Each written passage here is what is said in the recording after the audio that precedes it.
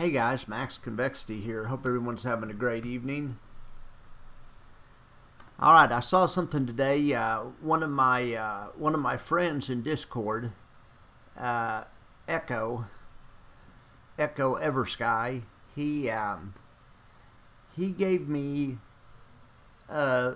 something. I don't know where he got it. I don't know if he's like Panda now. I don't know if he's in the SEC dumpster, but he was going through news releases probably. He gave me a press release, and it showed that YMAG got put on some kind of naughty list. It's called a SHO, a show list. I think it means short. It's okay, threshold list. A threshold list, also known as a regulation show. A regulation show, threshold security list, is a list of securities whose transactions failed to clear for 5 consecutive days. So that's probably not good. I don't know what's going on here. Hang on here.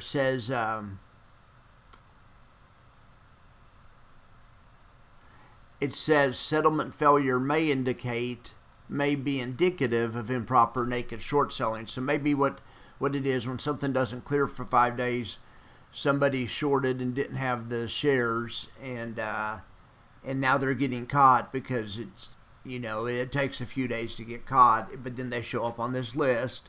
But then I guess if they can prove if they can find the transaction, I guess they're all right.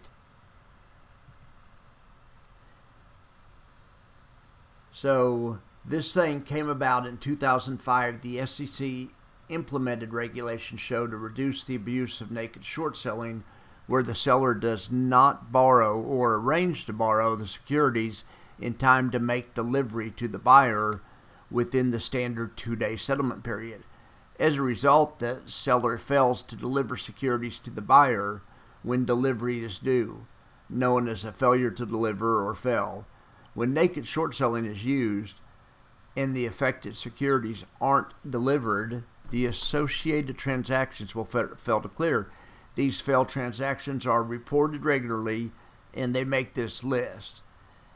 And the SEC and other regulators can identify clues that improper naked short selling may have occurred. So yeah, and this is all public information. Like I said, I don't know where my buddy saw it, but he sent it to me, and anyway, I thought it was interesting. Something to stay on top of, and I'd be interested to hear what Panda thinks about this. Panda worked on Wall Street and also knows a lot about the SEC, and I bet you Panda has a story on this soon if he hasn't already. Speaking of Panda, I was going to say, speaking of Panda, go see his new video. He has a new video out. But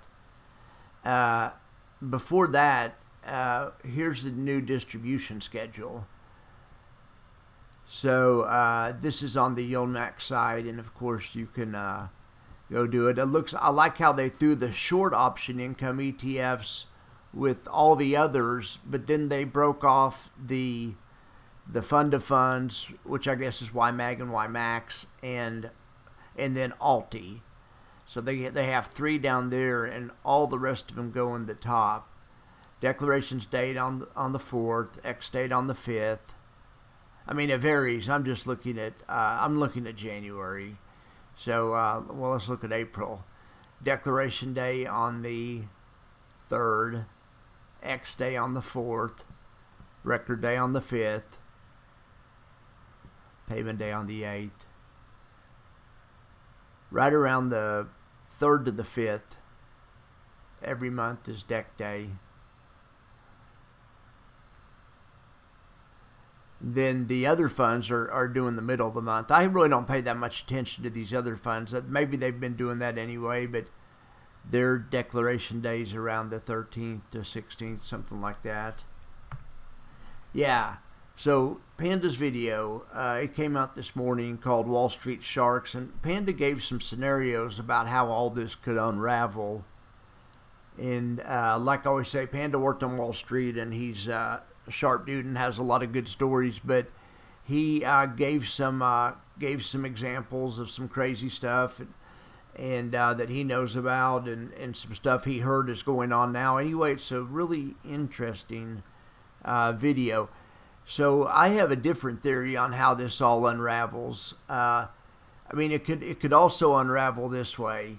As far as these covered call funds go, they're obviously getting there's 5 of them coming out, 5 new ones every week. We're getting too many of them. It's pretty obvious.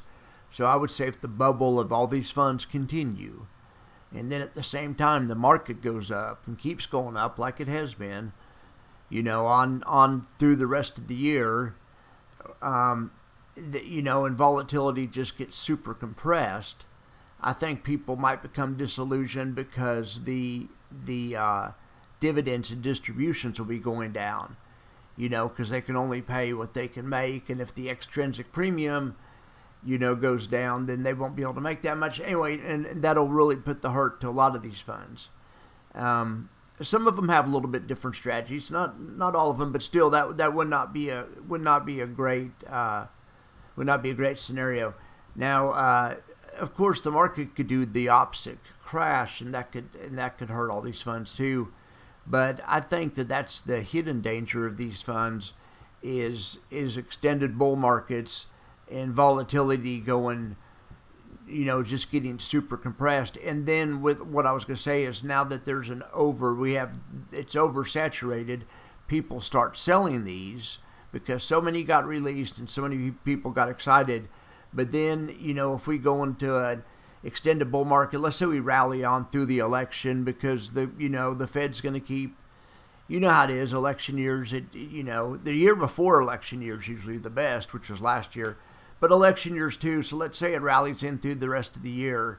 We have another year like last year. I mean, it's possible, that could put the death knell for some of these because all these opened up, and then here a year from now, next January or something, when somebody's looking at their fund that used to pay 40% when they bought it, and now it's paying 18% or something, and it's paying less than half what it is.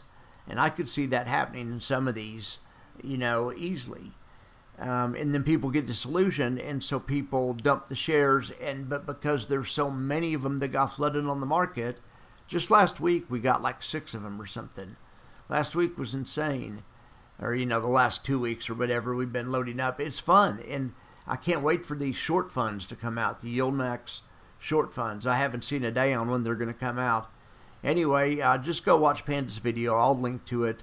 My theory on how it falls apart is it could fall apart from it being too good too long also, and we'll see. And then, but that'll thin it out, and I think that still the good ones, the good funds will still be here. And I'm, saying like the JP Morgan funds and probably QYLD will be here forever. You probably can't kill that fund. And I think the Defiance and YMAX funds are good too. But anyway, we'll see. We'll see. We'll see what happens whenever, if what I said happens, these funds could at least fall out of favor. At the very least, fall out of favor. All right, guys. Well, you guys have a great evening. Remember, it's not financial advice. I'm just doing this for fun and entertainment. I like to talk about this kind of stuff. Leave me your comments, and I will talk to you guys tomorrow. Or actually, I'll talk to you today. Have a great Saturday, folks.